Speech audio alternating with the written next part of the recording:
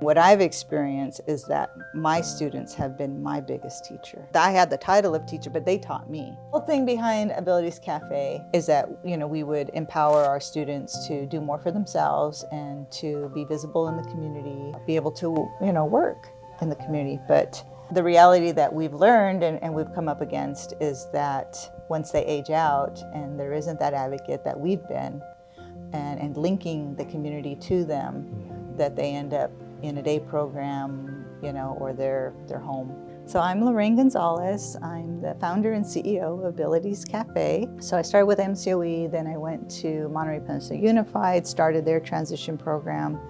Then I came to North Monterey County, started their high school and then their transition program. My name is Matthew Gallegos. I've been at North Monterey County for, as a teacher, this is my 10th year.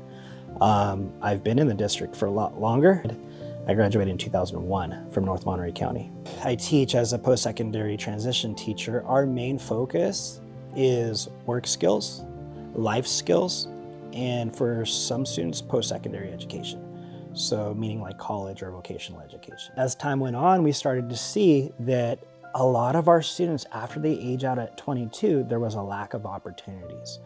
And that's statewide. I mean, it's countywide, it's statewide, and it's national. After they leave our programs, there's nothing for them and they start to regress. So we're also a community-based instructional program, meaning that our students are learning how to interact in the world outside to build more independence. We have a few different work sites that our students get to practice those work skills. And we also reinforce what we're learning at our work sites in the classroom. Creating our own cafe would be wonderful because it would be their place, right? And it would almost be like a community center. It would be a training ground for them to kind of come through and then pushed out into the community. My thought from the beginning has always been that I'd rather have like 100 small donations than one large donation, because then the community feels a part of it. And we want that community feel. We want everyone to feel that they belong there. They have a mission. And once you have that experience of being around them, you can't help not knowing that. Yeah. And we want to share it with everyone.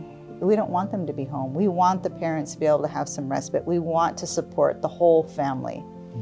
And that's, I think, our That's commitment. the goal. Our commitment, our mission. That is our mission. Yeah. They may not be able to express to you in words what they're doing, but what they're doing is they're just being loved. And that's our tagline, is like coffee with a heart. Everything just comes down to just slowing down, not thinking about the past, not thinking about the future, just being. And they do that so well.